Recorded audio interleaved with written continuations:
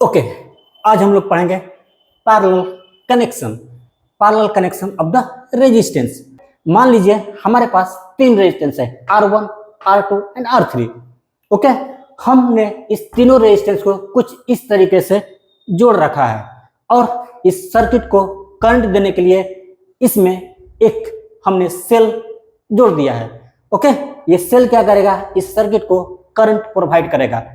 Parallel connection में सभी resistance का पोटेंशियल डिफरेंस सेम होता है और वो बैटरी के पोटेंशियल डिफरेंस के बराबर होता है। ओके, तो यदि बैटरी का पोटेंशियल डिफरेंस भी है तो R1 का भी पोटेंशियल डिफरेंस भी होगा, R2 का भी पोटेंशियल डिफरेंस भी होगा एंड R3 का भी पोटेंशियल डिफरेंस भी होगा। ओके, तो पैरेलल कनेक्शन में ना सारे रेजिस्टेंस का पोटेंशियल डिफरेंस सेम होता है। हमको कैसे पता चलेगा कि ये पैरेलल में है कि सीरीज में है? देखिए, बैटरी से करंट आई निकली और क्या हुआ, करंट यहां पर जाकर के तीन भाग में डिवाइड कर गई। पहला भाग जाएगा R1 को, दूसरा भाग जाएगा R2 को एंड तीसरा भाग जाएगा R3 को। करंट सेल में से आई निकला और यहां पर जाके तीन पार्ट में डिवाइड हो गया। पहला पार्ट मिला R1 को, दूसरा पार्ट मिला R2 को एंड तीसरा पार्ट मिला R3 को। हमने मान लिया कि R1 को I1 करंट मिला, ओके, एंड R2 को I2 करंट मिला एंड I3 को I3 करंट मिला। तो क्या हुआ, यहां पर बैटरी से तो I करंट निकला था और यहां आकर डिवाइड हो गया। तो जहां पर करंट डिवाइड हो जाती है ना, समझ लीजिएगा वो रेजिस्टेंस पैरेलल कनेक्शन में जुड़ा हुआ है। जहां भी करंट डिवाइड हो रही हो ना, तो आपको मान लेना है कि वो रेजिस्टेंस पैरेलल में जुड़ा हुआ है। ओके, अब क्या करना है ना, मुझे इस तीनों रेजिस्टेंस का इक्विवेलेंट रेजिस्टेंस निकालना है। इक्विवेलेंट रेजिस्टेंस का मतलब ये तीनों रेजिस्टेंस मिलके सर्किट में टोटल जितने करंट फ्लो करा पा रहे हैं ना, एक सिंगल रेजिस्टेंस इस सर्किट में उतना ही करंट फ्लो करवा लेवे। उस सिंगल रेजिस्टेंस को इन सारे रेजिस्टेंस का इक्विवेलेंट रेजिस्टेंस बोलते हैं। हमने मान लिया इस तीनों का इक्विवेलेंट रेजिस्टेंस Rp है, तो हमने एक इक्विवेलेंट डायग्राम बना लिया जिसमें इस तीनों रेजिस्टेंस की जगह पर एक रेजिस्टेंस सिंगल रेजिस्टेंस लगा दिया जिसकी रेजिस्टेंस Rp है और Rp इन तीनों का इक्विवेलेंट रेजिस्टेंस है। अब इसके लिए क्या करते हैं ना, ओम्स लॉ अप्लाई करते हैं। इस डायग्राम के लिए, इस इक्विवेलेंट डायग्राम के लिए ओम्स लॉ अप्लाई करते हैं। ओम्स लॉ क्या कहता है, V = I × R बोलता है ना Ohm's law, V = I × R। तो इस सर्किट के लिए अप्लाई कर रहे हैं हम, तो V रहेगा और I भी सर्किट में I करंट फ्लो कर रही है तो I रह जाएगा, लेकिन R Rp हो जाएगा क्योंकि इस सर्किट का रेजिस्टेंस कितना है, Rp है। तो लिख लेंगे V = I × Rp। कैसे? According to Ohm's law. Ohm's law के अकॉर्डिंग V = I × Rp लिख लेंगे फॉर दिस सर्किट। ओके, यहां से हम क्या करेंगे, I = V/Rp कर लेंगे, इस Rp को इधर भेज देंगे। तो इस इक्वेशन से हम लिख सकते हैं I = V/Rp। अब I क्या हो रही है ना, इस तीनों रेजिस्टेंस में बढ़ जा रही है, I1, I2, I3 में। यदि हम I1 + I2 + I3 करेंगे तो क्या मिलेगा, I मिलेगा।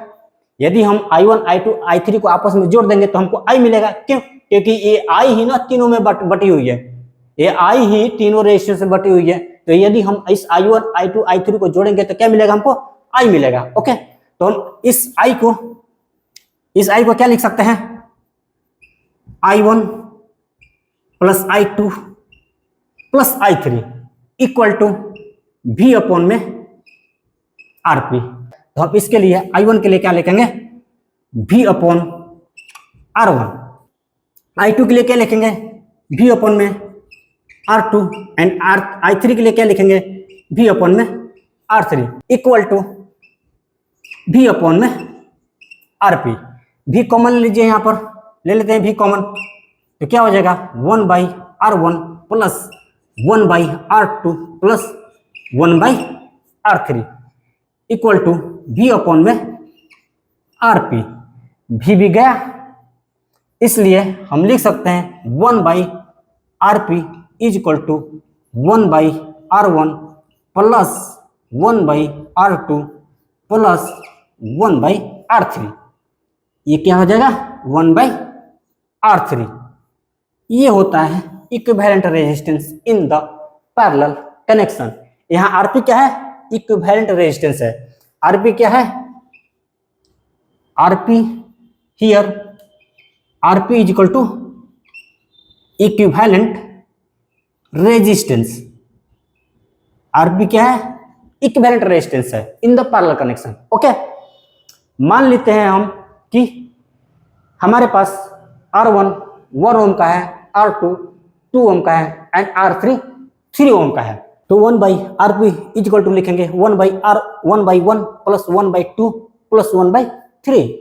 अब क्या करते हैं, 1/RP इज इक्वल टू क्या करेंगे 2 × 3। ओके, ऊपर में कितना आ जाएगा 6 plus 3 plus 2 is equal to, और 1/RP क्या आ जाएगा 9 × 2 11/6। ओके, इसलिए आरपी बराबर कितना हो जाएगा 6/11। इसको आप रिवर्स कर देंगे तो ये भी रिवर्स हो जाएगा ना, तो आरपी इज इक्वल टू हो जाएगा 6/11। तो इसकी वैल्यू कितनी आएगी 0.54 के राउंड आएगा ओम। हमारे पास 3 रेजिस्टेंस थी, एक था 1 ओम का, एक था 2 ओम का एंड एक था 3 ओम का। हमने तीनों को आपस में पैरेलल कनेक्शन में जोड़ दिया और उसका इक्विवेलेंट रेजिस्टेंस निकाला हमने, तो मिला हमको आरपी इज इक्वल टू 0.54 ओम। मतलब जो ये 0.54 है ना, 1 ओम से भी नीचे है। हमारे पास सबसे कम रेजिस्टेंस कितने का था 1 ओम का, और इससे भी छोटा है ये 0.54। मतलब पैरेलल कनेक्शन में यदि रेजिस्टेंस को जोड़ते हैं ना, तो उनका इक्विवेलेंट रेजिस्टेंस उनके सबसे छोटे वाले रेजिस्टेंस से भी कम आता है।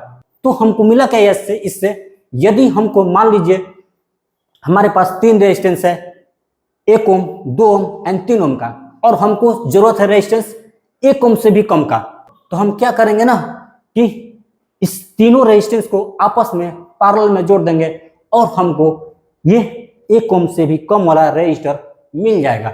तो ये थी बेनिफिट पैरेलल कनेक्शन की। यदि हमारे पास 3 रेजिस्टेंस है, R1 is equal to R2 is equal to R3 is equal to R, तो R इक्विवेलेंट जो होगा ना R/3 आएगा। इनको सॉल्व करेंगे ना इस फॉर्मूले से, तो कितना आएगा R/3 आएगा। यदि 5 रेजिस्टेंस हो हमारे पास और इनको इस फॉर्मूला से सॉल्व करेंगे ना, तो कितना आएगा R/5। इसी तरह से यदि हमारे पास n रेजिस्टेंस हो एंड सारे रेजिस्टर्स का रेजिस्टेंस सेम हो, तो हमको इक्विवेलेंट रेजिस्टेंस क्या हो जाएगा RP is equal to R/n। जहां आरपी क्या है इक्विवेलेंट रेजिस्टेंस, आर क्या है resistance of the resistor and n क्या है नंबर ऑफ रेजिस्टेंस, कितनी रेजिस्टेंस आप उस कनेक्शन में लगा रखे हैं। ओके, तो ये थी parallel connection of the resistance. Thanks for watching, wish you all the best.